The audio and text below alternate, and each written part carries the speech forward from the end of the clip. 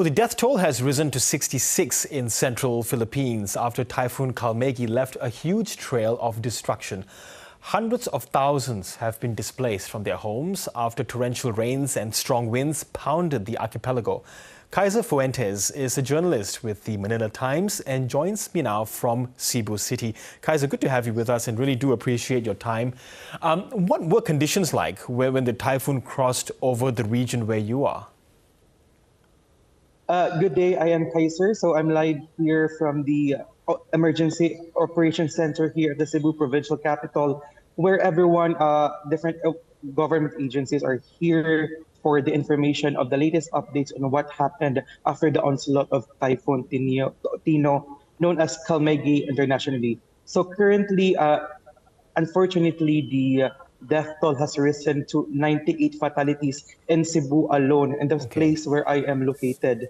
So, from as what you've seen, what you've said earlier, from 60 nationwide, now it's up to 98, and thousands of families has been displaced. The worst hit areas includes those towns and cities located in northern Cebu, including in central part of Cebu Island, where many houses in these neighborhoods and subdivisions were swept through flash floods, including in Iloan Town, Compostela Town, and Mandaue City. So what makes this typhoon very interesting is that it collected 180 millimeters of rain in just 24 hours. So that is far beyond the monthly average of rain that Cebu usually gets. So around 120 families are now in evacuation centers across the province. So there are about 50 towns and cities in the province, including the three highly urbanized cities of Cebu, Mandaue, and Lapu-Lapu City.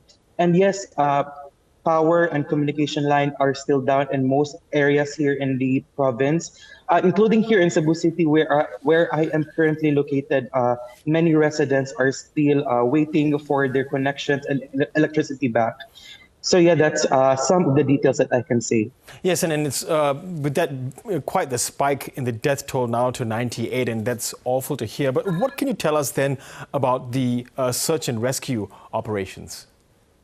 Yeah, the search and rescue operations are still ongoing since there are still more bodies that are needed to be recovered. So common denominator of the feedback from respondents are the thick, this muddy, the result of the flash floods that they are trying to remove, since most of the houses are really submerged by the floodings. So this typhoon really brought many waters compared to wind, so which is really destructive. That's why many of these towns are really submerged with flood water. Yes, and can you tell us how are the authorities coping? Because it was just over a month ago that region, was hit by a massive earthquake, a lot of deaths in that time. So has that compounded the difficulties that authorities face in search and rescue, and of course after that, recovery? Yes, coincidentally, the typhoon passed northern Cebu, which the location of the 6.9 magnitude earthquake happened. So before the typhoon hit last week, the local government units, including the provincial government, has really encouraged preemptive evacuation to the families. That's why it rose to 120 individuals in evacuation centers right now. Yes, it really affected, given it really became worse, given that the province was just hit by the earthquakes. But right now, I believe that local government units, particularly the cities and towns themselves, have prepared, have transferred these affected of the earthquake from 10 cities to different schools in sturdy places.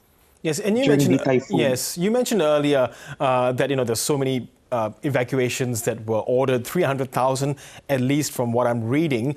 How are they being supported, those who've had to evacuate, and when might they even have the chance to return to their homes?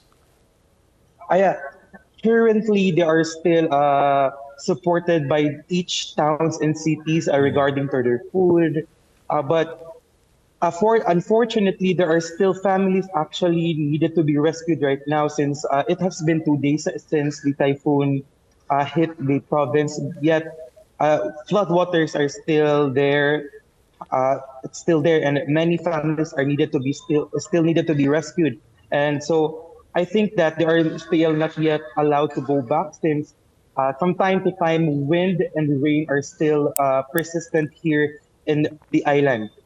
Yes, and of course we know that Philippines is prone to storms, 20 major storms already so far this year. Is there an awareness that perhaps the intensity of these storms are getting greater, and that's what's been written about because of climate change in what scientists are saying is human-induced?